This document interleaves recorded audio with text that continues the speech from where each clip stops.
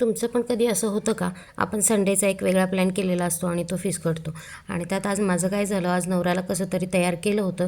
कारण नवऱ्याला फक्त इडली आवडते, तर 2च पीस इडली खायची बस इनफ. त्याच्यानंतर मग इडली नाही खायची असं असतं. पण मला एक ऑर्डर आली होती, त्याच्यामुळं मी इडली सांबार केलं आणि यांना आदल्याच दिवशी मी तयार केलं होतं की उद्या सकाळी इडली खाल आणि दुपारी तुमच्यासाठी मी डोसे बनवून देईन, छान लोणी स्पंज किंवा कट डोसा असं सगळं बनवून देईन. असं तयार केल्यानंतर नवरा कसा तरी तयार झाला होता, म्हणून म्हटलं चला आज खुश होते थोडीशी, चला आज ते पण खायला तयार आहेत, तर आज एकच स्वयंपाक बनेल. पण त्याच्यानंतर असं झालं, एक छोटीशी ऑर्डर आली भाकरीची आणि भाजीची. मग काय नवरा एवढा खुश झाला की चला मलाही 2 भाकरी भेटणार आहेत आज खायला. मग त्यांनी काय 2च इडल्या खाल्ल्या आणि नंतर मग मारलं भाकरीवर ताव. हे सगळं मुलांना प्लेटमध्ये वाढून दिलं आणि नंतर मी लागले ऑर्डरच्या मागे. मग इथे मला करायच्या होत्या 6 भाकरी आणि भाजीचं असं काही नव्हतं त्यांचं, काहीही द्या.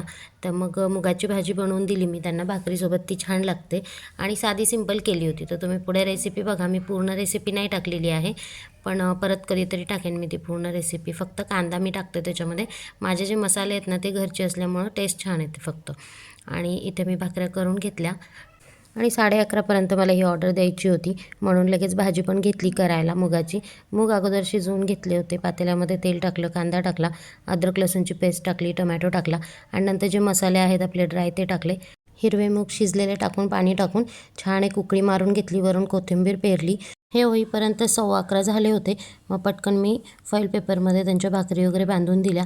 6 भाकरी होत्या आणि त्या गरम राहण्यासाठी मग मी ह्या पेपरमध्ये त्यांना रॅप करून दिल्या. भाजी पण पॅक केली, सर्व पॅक करून त्यांचा टिफिन देऊन टाकला आणि नंतर मग निवांत बसून थोडासा नाश्ता केला, इडली सांबार वगैरे खाल्लं, भांडी वगैरे घासून घेतली, किचन आवरला. पण दिवसभर परत पोरांनी इडली खाऊन खाऊन आहे असा पसारा परत मांडून ठेवलाच होता 4 वाजेपर्यंत. व्हिडिओ आवडलाच तर लाईक शेअर सबस्क्राईब करा.